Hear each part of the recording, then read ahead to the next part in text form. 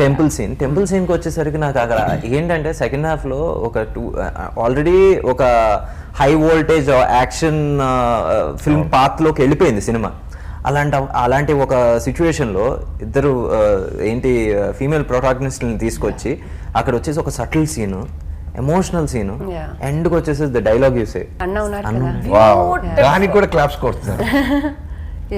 నాకు డాలస్ నుంచి ఫస్ట్ పొద్దున్న 4:30 షోలో మీద ఫోన్ చేసినప్పుడు అది యూఎస్ నుంచి లేండి, ఎక్కడి నుంచి ఆ సాంగ్ లో ఫాక్ షాట్ వేసాం కదా, దానికి పిచ్చి క్లాప్స్ అంట. ఈయన చూసి ఫైర్ దిగానే వెళ్ళిపోద్ది కదా, దానికి పిచ్చి క్లాపులు షాట్లు అంట. అసలు నేను అక్కడి నుంచి ఫ్యాన్లు మెసేజ్ ఫోన్ చేస్తే ఆ షాట్ అదిరిపోయిందంటే ఇవి కూడా అబ్జర్వ్ చేస్తున్నారు చిన్న చిన్న. నాకు అసలు బాగా అంటే ఫస్ట్ హాఫ్ లో నాకు బాగా ఏది నచ్చింది ఏంటంటే సెకండ్ ట్రైలర్ లో కూడా ఉంటుంది, నువ్వు అరిస్తే బార్కింగ్.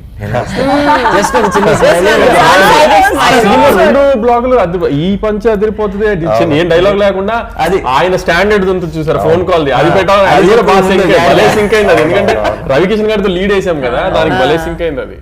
అది నిజంగా అసలు ఫస్ట్ హాఫ్ ఇలాంటి ఒక చిన్న ఎక్కడ ఆయన వచ్చేసి సీరియస్ గా ఉండు, సటిల్ యాక్షన్ అంతా ఇంటర్వెల్ వరకు రెగ్యులారిటీని బ్రేక్ చేసాం. మీరు నోటీస్ చేస్తాన్ని కూడా ఏంటంటే రెగ్యులర్గా నేను అరిస్తే సింహం, లేదంటే నేను సింహాన్ని రా, ఇలాంటి మ్యాక్సిమం టోన్ డౌన్ చేయాలి, వద్దు న్యూ ఏజ్ ఆడియన్స్ రావాలి. బాలకృష్ణ గారు అంటేనే ఒక సుప్రీం పవర్, మనం ఎందుకు మళ్ళీ నేను సుప్రీం పవర్ అని ఆయన చెప్పాలి. I did masters in murders అనగానే విజువల్స్ చేస్తున్నారు. ఆయన ప్రీవియస్ న్యూస్ ఎప్పుడు అంత ఇంగ్లీష్గా సెటిల్డ్గా అంత స్టాండర్డ్గా గుచ్చినట్టు మాట్లాడలేదు. మైకేల్ జాక్సన్ ఎవరా నువ్వు అంటే మైకేల్ జాక్సన్, వార్నింగ్ చచ్చేవాడు కదా చంపేవాడు ఇవ్వాలి. అలాగే ఈ సినిమాలో స్టార్ కాస్ట్ కూడా కాస్టింగ్ వచ్చేసి నిజంగా స్వప్నక మెసేజ్ చేసింది సినిమా అని, అదేనాక మా సినిమా బాగా నేను మాట్లాడాను కదా, అయిపోయిన తర్వాత కాస్టింగ్ భలే చేశారు, కాస్టింగ్ బాగుంది అని నాకు సడన్ గా నాకు కూడా ఫోన్ చేసింది. నాకు ఎక్స్ట్రాడినరీగా ఉంది, అంటే తను చాలా చాలా ఎంజాయ్ చేసింది ఆ స్క్రీన్ ప్లే. మనం సక్సీడెడ్ ఆ విషయంలో everybody were like pointing at you, but final గా ఇక్కడ శ్రద్ధ క్యారెక్టర్ నుంచి రాబోయే ట్విస్ట్ ఏదైతే ఉందో అది అందరూ అంటే ఇట్స్ నాట్ లైక్ వావ్ ఆ ట్విస్ట్ కాదు, హార్ట్ కి చాలా మంచిగా అనిపించే ఒక ట్విస్ట్ అది. నిజంగా అది సక్సెస్ అవటం అనేది సినిమాకి బ్లాక్ బస్టర్ కి చాలా హెల్ప్ అయింది.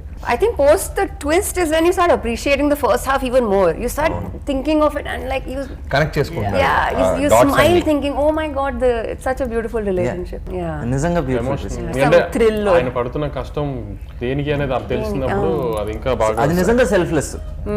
నిన్నటి నుంచి డిస్ట్రిబ్యూటర్ కాల్ చేసి నాకు సర్ప్రైజింగ్ గా ఏం చెప్తున్నారంటే, సార్ ఫస్ట్ హాఫ్ పీక్స్లో ఉంది ఆకాశంలో, ఫ్యాన్స్ మ్యాడ్ అయిపోతున్నారు, సెకండ్ హాఫ్ స్టార్ట్ అవ్వగానే కథ చెప్తున్నారు కదా, రిపీట్ ఆడియన్స్ సెకండ్ హాఫ్ కథకు వస్తున్నారు సార్, హోల్ ఫ్యామిలీస్. నాకు ఫస్ట్ చిన్నబాబు గారికి కాల్ చేశాను పొద్దున్న వంశీ గారితో అయిన తర్వాత, అమ్మ బ్లాక్ బస్టర్ కొట్టేసాం థ్యాంక్స్ అమ్మా అంటే, sir thank you so much sir అంటే, సెకండ్ హాఫ్ని చాలా పెద్ద రేంజ్ అంటున్నారు అన్నారు. మేము చాలా ఆనందంగా ఉన్నాం, ఎందుకంటే సెకండ్ హాఫ్లో ఐటమ్ సాంగ్ కానీ, గ్లామరస్ మూమెంట్స్ కానీ, కామెడీ ట్రాక్లు కానీ, మాకు స్పేస్ ఉన్న చోట టూ సీన్స్ పెట్టాం. హీరో హీరోయిన్ కి మధ్యన ఒక సాంగ్ అంటే ప్రాపర్ సాంగ్ కంటెంట్. ఇప్పుడు క్లైమాక్స్ ఫైట్ దగ్గర కూడా వచ్చేటప్పుడు కూడా ఇప్పుడు బాబిడియోలో అంత పెద్ద పిల్లని పెట్టాము, బాలకృష్ణ గారు ఒక 100 మంది బాలకృష్ణ గారు వెనకాల, ఒక 100 మంది బాబిడియో వెనకాల పెట్టి ఒక పెద్ద సెటప్ వేసి ఫైట్ చేయడం చాలా ఈజీ. కానీ ఫ్లాష్ బ్యాక్ స్టార్ట్ అవ్వక ముందు ఆయన హాస్పిటల్లో ఆ దెబ్బలతో ఉన్నారు. సో అయిపోయే టైంకి ఫ్లాష్ బ్యాక్ అయ్యే టైంకి మనం క్లైమాక్స్ హిట్ అయినప్పుడు అక్కడి నుంచి కట్ చేసి ఇంకో చోటుకి వెళ్ళి అలా రెగ్యులర్ ఫార్మాట్లో వెళ్ళి కట్ చేసుకుని అక్కడికి వెళ్ళి ఫైట్ లేకుండా అది ఎంత న్యాచురల్గా ఉంచుతాం అనేది ఆ అట్మాస్ఫియర్లోనే ఫైట్ పెట్టాం. సో అది మాక్సిమం కొంచెం అది బ్రేక్ చేసాం అనిపించింది మాకు. రవికిషన్ గారి క్యారెక్టర్ కూడా భలే యూస్ చేసుకున్నారు మీరు. అక్కడ ఫస్ట్ హాఫ్ లో ఎంత బ్రూటల్ గా ఉంటుందో సెకండ్ హాఫ్ లో కూడా అంత సాటిస్ఫాక్టరీగా ఉంటుంది. ట్విస్ట్ బాగా Being a part of the film, like, oh my god, he's back. The casting was on dot. ఎందుకంటే ఈవెన్ రిషి అని చెప్పేసి కన్నడ యాక్టర్. అవునవును. సో తను చూస్తే నేను తమను వచ్చేసి ఇలా చూస్తున్నాం, తన మీద కోపం వస్తుంది, నాకు తిని నచ్చట్లేదా, అందుకే రా విలన్ అయ్యాడు. So that means casting work out అయింది కదా, తను చేసే పని నాకు నచ్చట్లేదు, ఎందుకంటే హీ వాస్ దట్ న్యాచురల్. చాలా మ్యాడ్ గా చేశాడు, ఎందుకంటే ఇంటర్వల్ దాకా బాబిడియల్ గారు రారు. సో మాకు రవికిషన్ గారు ఉన్నారు ఫస్ట్. వీళ్ళ మించిన సుప్రీం పవర్ ఎవరో రావాలి.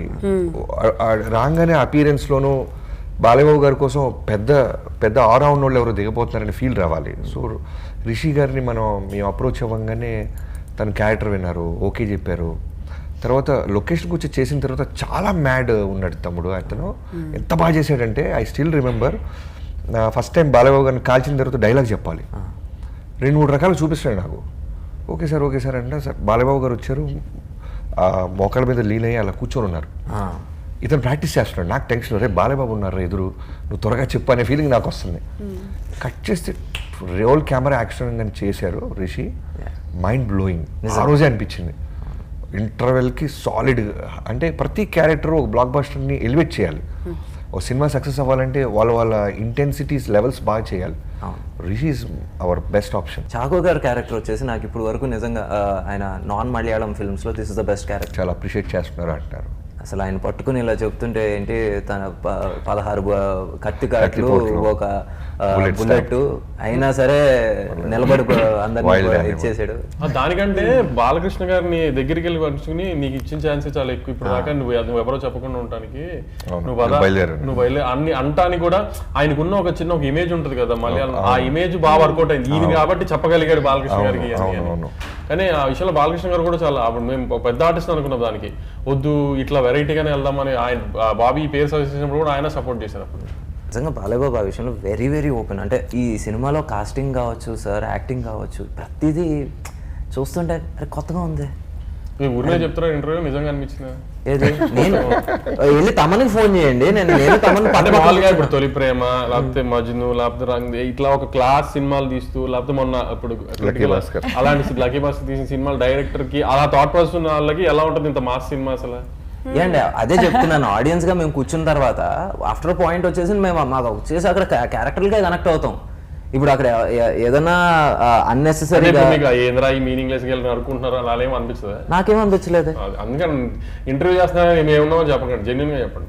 నచ్చకపోతే నేను ఇంటర్వ్యూకి ఎందుకు వస్తా, ఎందుకు చేస్తా?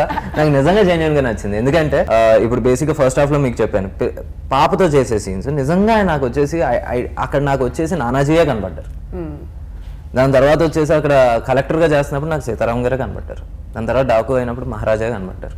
సో ఎక్కడైనా సరే ఆ పర్టికులర్ రోల్ కావాల్సిన సటిల్నెస్ కావచ్చు, లేకపోతే వైలెన్స్ కావచ్చు, క్యారెక్టర్ లో ఉండాల్సిన వైలెన్స్ అయ్యే కనబడి. నేను ఒక మాస్ బాలయ్య స్ట్రెంత్ ఎప్పుడు ఉంటుంది ఆయనకి, దాని గురించి ఎప్పుడు డిస్కషన్ లేదు. కానీ ఇప్పుడు ఈ జెన్జీ క్రౌడ్ కానీ లేకపోతే ఇప్పుడు ఈ 35s 30s లో మల్టీప్లెక్స్ లోనే హైదరాబాద్ లో ఈ మల్టీప్లెక్స్ బ్యాచ్ ఉంటారు కదా, వీళ్ళు కూడా బాలకృష్ణ గారి సినిమా ఇంత స్టైలిష్ గా తీసారంటే డిస్కస్ చేసుకుని థియేటర్కి రావాలనే ఉద్దేశంలోనే ఈ మిగతా ఆ టెక్నికాలిటీస్ మీద అంత స్ట్రెస్ చేసాం. For more videos like this, subscribe Big TV channel.